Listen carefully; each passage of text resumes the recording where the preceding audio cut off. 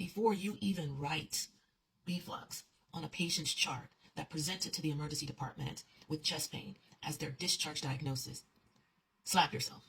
Slap yourself and then don't. So this is a 21-year-old man with a history of sickle cell disease who presents to the emergency department complaining of chest pain and shortness of breath for 3 hours. So this EKG is reviewed by a provider and it is read as unremarkable. So the patient is actually sent back out to the waiting room.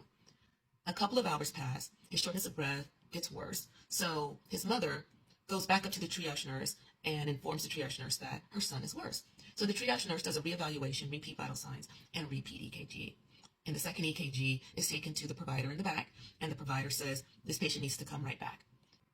Shortly after being moved to the back, as the patient continued to deteriorate, the cath lab was finally activated, and the patient went to cath lab and died in the cath lab. So what I want you to know, what I want you to remember is 20% of malpractice payouts in emergency medicine is secondary to a missed heart attack, missed ACS. Up to 50% of these is due to an EKG misread.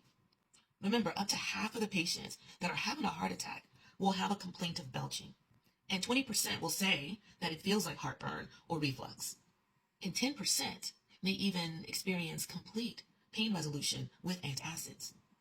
But do not let the patient talk you out of your suspicion for acute coronary syndrome.